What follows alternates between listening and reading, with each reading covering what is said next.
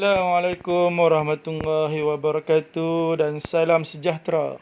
Hari ini kita akan belajar tingkatan 5, bab 8, pembangunan dan perpaduan untuk kesejahteraan. Di bawah tajuk kecilnya, Dasar Ekonomi Baru. Sebelum cikgu nak mengajar, cikgu nak minta semua guru dan pelajar-pelajar untuk subscribe video cikgu ni agar cikgu boleh menambah lagi tajuk-tajuk yang lain.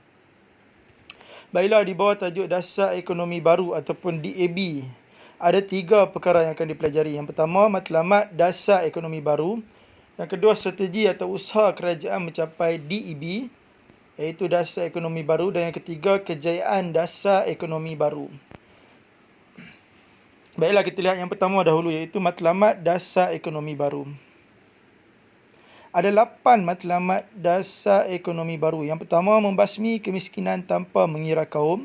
Yang paling penting, dasar ekonomi baru ni adalah berkaitan apa? Berkaitan dengan membasmi kemiskinan. Yang kedua, menyusun semula masyarakat tanpa mengira kaum. Yang ketiga, menyediakan peluang pekerjaan. Yang keempat, menambahkan pendapatan penduduk. Yang kelima, merapatkan jurang ekonomi. Yang keenam, menghapuskan identiti kaum mengikut fungsi ekonomi. Yang ketujuh, menyelesaikan masalah ekonomi dan sosial antara kaum, kawasan dan wilayah. Dan yang ke-8, mencapai perpaduan dan kesejahteraan rakyat. Okey, yang kedua, strategi atau usaha kerajaan untuk mencapai dasar ekonomi baru. Ada 14 semua usaha kerajaan, ada lebih lagi, tapi cikgu bagi 14 yang utama. Yang pertama, membuka tanah rancangan. Yang kedua, penumpuan kepada penanaman getah dan kelapa sawit. Tanah rancangan tu memberi tumpuan kepada penanaman getah dan kelapa sawit. Yang ketiga, meningkatkan infrastruktur dan kemudahan untuk luar bandar seperti air, elektrik dan sekolah. Yang keempat, menggalakkan penduduk luar bandar terlibat dalam perniagaan. Yang kelima, memberi bantuan modal dan bantuan teknikal kepada Bumiputera. Yang keenam, memberi tumpuan kepada sektor pembangunan industri dan bandar baru. Yang ketujuh, memperluaskan peranan agensi pembangunan wilayah. Yang ke-8, menggalakkan pelaburan modal asing. Yang ke-9, melancarkan pelan induk perindustrian. Yang ke-10, menyediakan hala tuju perindustrian negara. Yang ke-11, menggalakkan industri desa seperti industri kraft tangan. Yang ke-12, memperluaskan kemudahan kredit dan intensif. Yang ke-13, memajukan bidang penyelidikan dan pembangunan.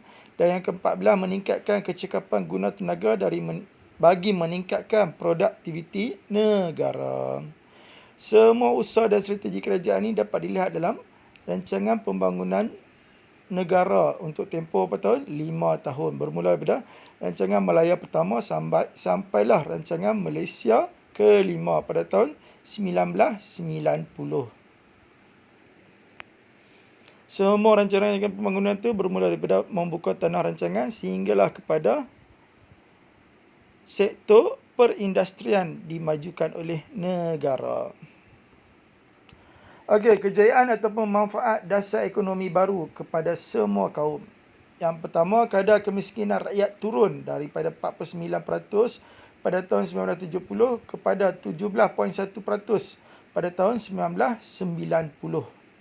Jadi kadar kemiskinan rakyat semakin turun. Yang kedua, jurang kemiskinan antara kaum berjaya dikurangkan. Yang ketiga, jurang kemiskinan antara wilayah berjaya dikurangkan. Jadi ada berapa jurang kemiskinan yang berjaya dikurangkan? Ada 2 jurang kemiskinan. Yang pertama, jurang kemiskinan antara kaum. Dan yang kedua, jurang kemiskinan antara wilayah. Yang ketiga, hak milik modal saham kaum bukan Bumiputera meningkat kepada 46.2%. Yang kelima, hak milik modal saham kaum Bumiputera dan kaum bukan Bumiputera berjaya mengurangkan pemilikan saham orang asing sebanyak 33.5%. Jadi ada berapa perkara berkaitan modal saham? Ada 2 perkara. Yang pertama, modal saham kaum bukan Bumiputera meningkat. Dan yang kedua, modal saham kaum Bumiputera dan kaum bukan Bumiputera berjaya mengurangkan pemilikan saham orang asing. Yang keenam, keluaran dalam negara kasar KDNK meningkat dari 21,548 pada tahun 1970 kepada 59,155 pada tahun 1990. Jadi KDNK dalam negara meningkat. Dan yang terakhir, pendapatan per kapita negara meningkat dari 1,109 pada tahun 1970 kepada 6,180 pada tahun 1990. Jadi pendapatan per kapita negara pun turut meningkat melalui dasar ekonomi baru. Jadi dia punya formula untuk kejayaan ataupun manfaat dasar ekonomi baru kepada semua kaum ialah Kak Ju muda sampai keluar pensan. Kak Ju ni dia muda sampai keluar rumah pun dia jatuh pensan. Okey, tengok perangan formula. Kak merujuk pada kadar, persamaan pada huruf KA di depan. Kak kadar, iaitu kadar apa? Kadar kemiskinan rakyat semakin menurun. Ju merujuk pada jurang, persamaan pada huruf JU di depan. Jadi ada berapa jurang? Ada 2 jurang. Jurang kemiskinan antara kaum dengan jurang kemiskinan antara wilayah. Semuanya berjaya dikurangkan. Muda merujuk pada modal, persamaan pada huruf M dengan D di tengah-tengah. Muda, modal.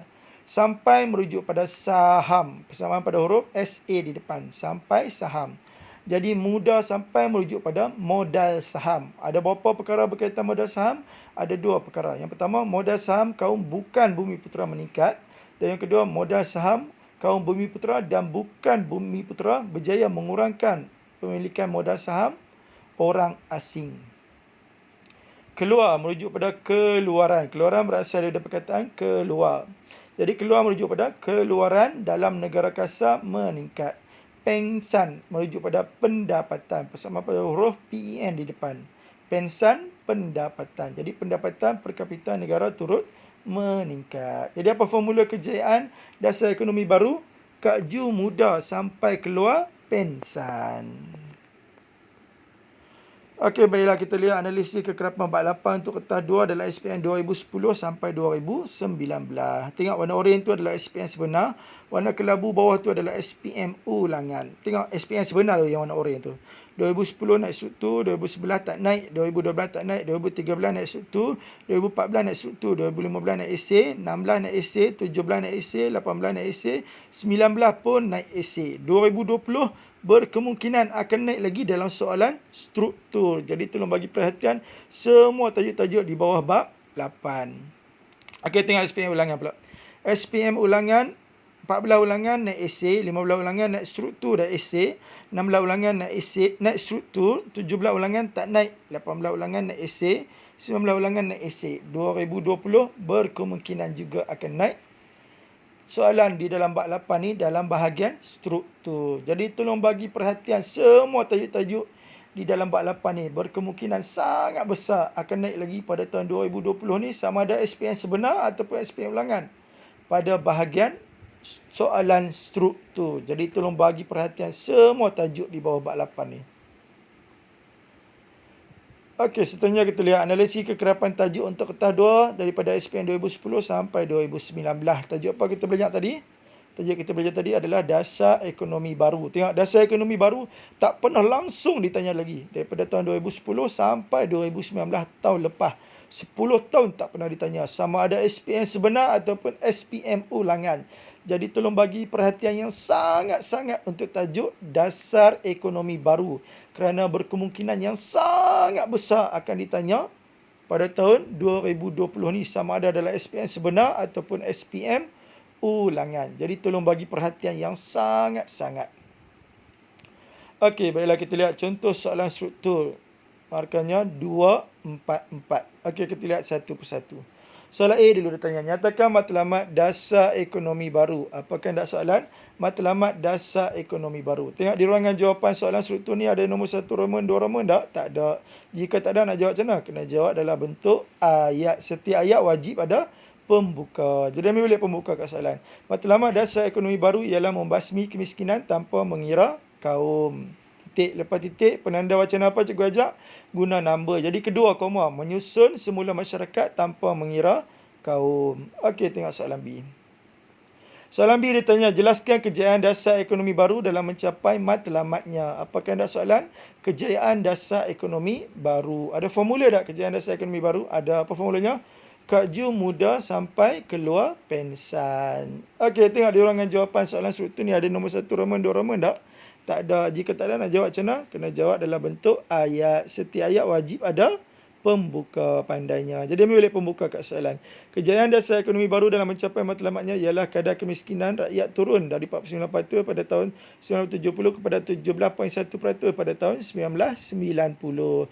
Kalau pelajar tak ingat peratus-peratus tu, cukup sekadar bagi tahu kadar kemiskinan rakyat menurun. Tu pun dah cukup dah. Okey, penanda wacana apa cikgu ajar untuk masuk isi kedua? Guna number. Jadi kedua, koma. Jurang kemiskinan antara kaum berjaya dikurangkan. Titik. Lepas kedua, ketiga.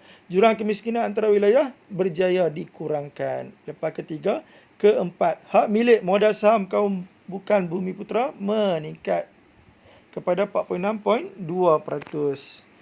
Lepas keempat, kelima. Ada lagi dah ingat balik formula. Kod Ju mudah sampai keluar pensan. Ada satu lagi modal saham, iaitu modal saham kaum bukan Bumiputera dan Bumiputera berjaya mengurangkan pemilikan modal saham orang asing.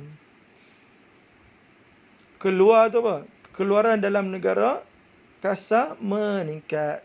Dan last sekali, pensiun tu apa? Pendapatan per kapita negara meningkat. Okey, tengok soalan C. Pada pendapat anda, apakah ciri warga negara yang dapat menyumbang kepada pembangunan negara? Apakah anda soalan? Ciri warga negara yang dapat menyumbang kepada pembangunan negara. Jadi di ruangan jawapan soalan struktur ni ada nombor 1 roman, 2 roman tak? Tak ada. Jika tak ada, nak jawab bentuk macam mana? Jawab dalam bentuk ayat. Setiap ayat wajib ada pembuka. Jadi ambil balik pembuka kat soalan. Ciri-ciri warga negara yang dapat menyumbang kepada pembangunan negara ialah belajar bersungguh-sungguh. Titik. Macam mana nak masuk isi kedua? Guna number. Jadi kedua, koma, mendalami kemahiran ICT. Lepas kedua, ketiga, koma, memajukan bidang sains dan teknologi. Dan keempat, koma, bersikap kreatif dan inovatif. Okey, baiklah kita lihat contoh soalan esei. Markahnya 488. Okey, kita lihat satu persatu. Soalan A dulu. Soalan A dia tanya, jelaskan matlamat dasar ekonomi baru. Apakah anda soalan? Matlamat dasar ekonomi baru. Seperti biasa, soalan esei mesti ada pembuka. Jadi ambil balik pembuka kat soalan. Matlamat dasar ekonomi baru ialah membasmi kemiskinan tanpa mengira kaum. Titik. Penanda wacana apa cikgu ajar? Guna number. Jadi kedua, koma, menyusun semula masyarakat tanpa mengira kaum. Lepas kedua, ketiga, koma, menyediakan peluang pekerjaan. Lepas ketiga, keempat, koma, menambahkan pendapatan penduduk. Okey, tengok soalan B. Terangkan usaha kerajaan untuk memastikan matlamat dasar ekonomi baru tercapai. Apakah hendak soalan? Usaha kerajaan dalam dasar ekonomi baru. Ya, jadi bagi soalan esei ni seperti biasa, nak mulakan jawapan, ambil balik pembukanya. Usaha kerajaan untuk memastikan matlamat dasar ekonomi baru tercapai ialah membuka tanah rancangan. Macam mana nak masuk isi kedua? Guna number. Jadi kedua, koma, penumpuan kepada penanaman getah dan kelapa sawit. Lepas kedua, ketiga, koma, meningkatkan infrastruktur dan kemudahan untuk luar bandar seperti air, elektrik dan sekolah. Lepas ketiga, keempat, koma, menggalakkan penduduk luar bandar terlibat dalam bidang perniagaan. Lepas keempat, kelima, koma, memberi bantuan modal dan bantuan teknikal kepada Bumiputera. Lepas kelima, keenam, koma, memberi tumpuan dalam sektor pembangunan industri dan bandar baru. Lepas keenam, ketujuh, koma, memperluaskan peranan agensi pembangunan wilayah. Dan last sekali, ke-8, koma, menggalakkan pelaburan modal asing. Okey, last sekali tengok soalan kebat untuk esei. Berikan cadangan anda bagi meningkatkan kemajuan ekonomi negara. Apakah anda soalan? Cadangan meningkatkan kemajuan ekonomi negara. Jadi untuk jawab soalan ni, untuk jawab soalan esei, wajib ada pembuka. Jadi ambil balik pembuka kat soalan. Cadangan saya bagi meningkatkan kemajuan ekonomi negara ialah membeli barangan buatan Malaysia. Titik. Contohnya, membeli kereta Proton Saga. Huraiannya, hal ini dapat meningkatkan pendapatan negara.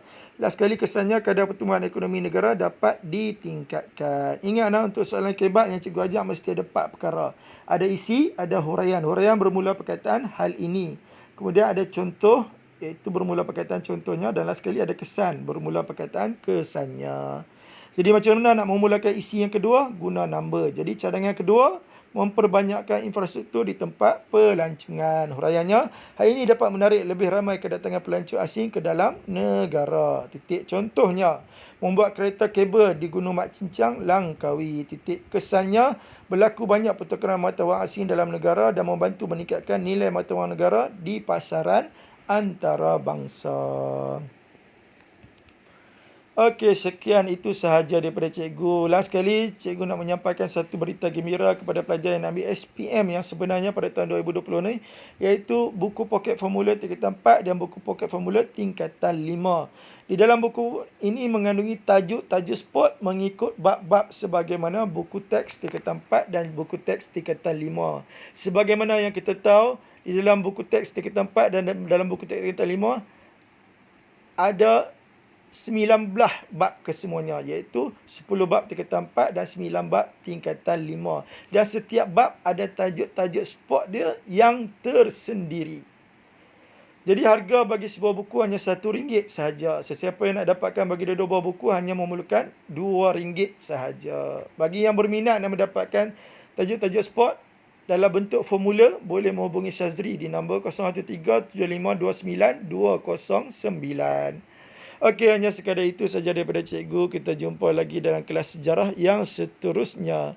Sekian, wabillahi taufiq wal hidayah. Assalamualaikum warahmatullahi wabarakatuh.